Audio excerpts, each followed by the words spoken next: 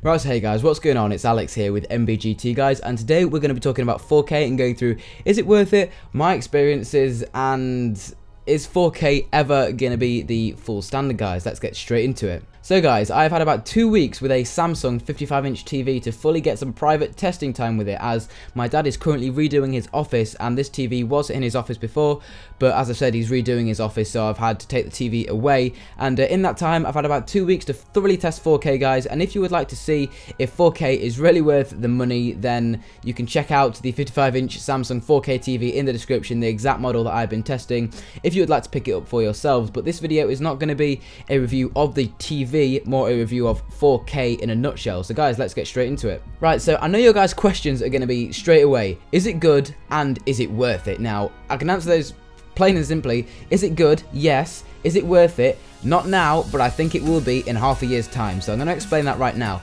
We bought a TV for my dad's office because he doesn't buy TVs that often. He'll buy a TV once every 10 years, so we thought, well, 4K is definitely going to be the change of 2014, so we may as well get a 4K TV so we're 4K ready for when 4K really does hit the market and get going, because we don't change our TV that often. But if you are the sort of family that changes your TV a lot, you like to get new TVs in every 3 or so years, then I would currently keep your 1080p TV and go for a 4K TV later this year, or maybe in a couple of years to come. It's not really a big deal or a deal breaker to get one right now, as there's not a lot of 4K content out on the market to be displayed on your panels.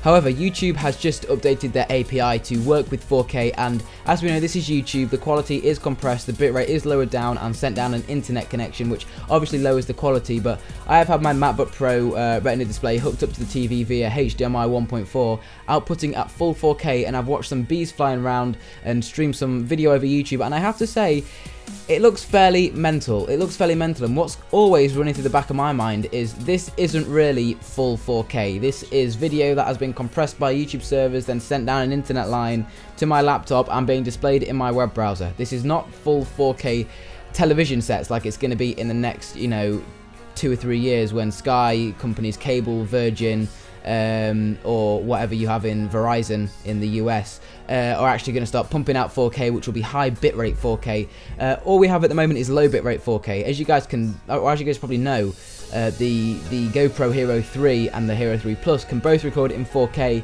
but it is in a very low bitrate and it is at 15 frames a second, which is not fluid motion. It's not really watchable. Now, I have found an app on my iPhone called UltraCam.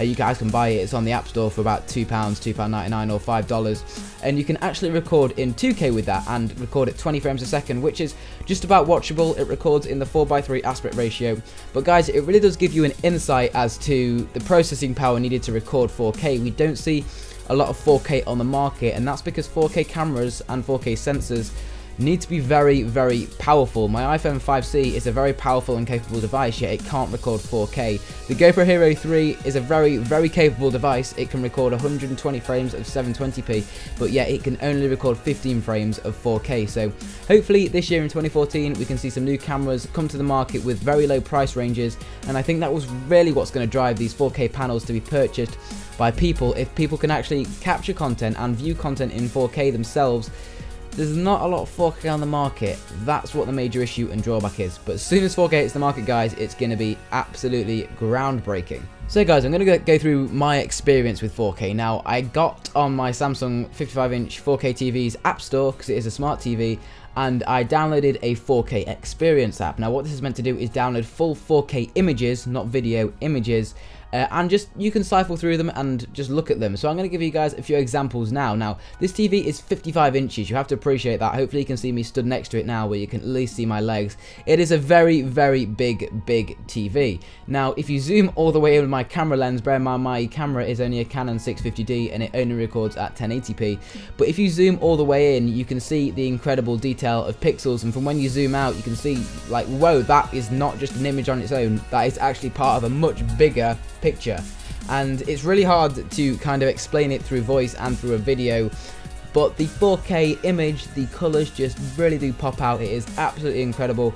And to be honest, guys, all these new flat panels now, these Samsung 55-inch TVs, the ones from Sony, they all upscale. So if I plug my Xbox 360, my PS4 or my Apple TV into my Samsung TV, they will do their best to try and upscale the footage to 4K. It's not true 4K, but it does do a fairly good job, guys, and it does look fairly nice on, you know, displaying 1080p footage on the 4K panel.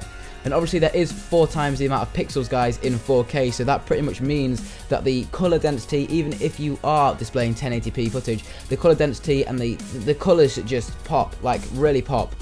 Oh wow, it's just so bright, it's absolutely mental, it really is, guys. And just in case you've watched this whole video wondering what the hell is 4K, 4K is 4 times the amount of pixels as 1080p. So if you look at your standard desktop monitor or your standard TV, a 1080p TV or a full HD TV, you may have seen a little sticker on the side. 4K is 4 times the size of that, 4 times the pixel density. If you think about it, if there's 1 pixel of 1080p, for every 1 pixel of 1080p, there's going to be 4 pixels in 4K. That's how much of a big deal this is, and it is absolutely groundbreaking, and I'm hoping that 2014 is going to be the year that 4K really does come to the market. We see some low price drops of 4K cameras. Maybe GoPro might do something, I don't know, I'm not 100% sure. I know we've seen the Sony Handycams coming out in 4K, but they are really expensive. We need to see price drops if this thing's going to kick off. And yeah, guys, I really do enjoy 4K. It's absolutely incredible, guys, and I really do hope you've enjoyed this video. If you have, guys, then please make sure you smack a like rating, guys, and tell me what you think of 4K in the description, guys. I'd really appreciate it, guys, if you guys could tell me what you think in the comment section down below. As I've said in the description, there's going to be a link to the TV that I've been testing over the last 2 weeks, so you guys can check that out. I'll try and provide US and UK links for that. But guys, mine has been Alex. You guys have been awesome. I'll see you in my next video. Adios.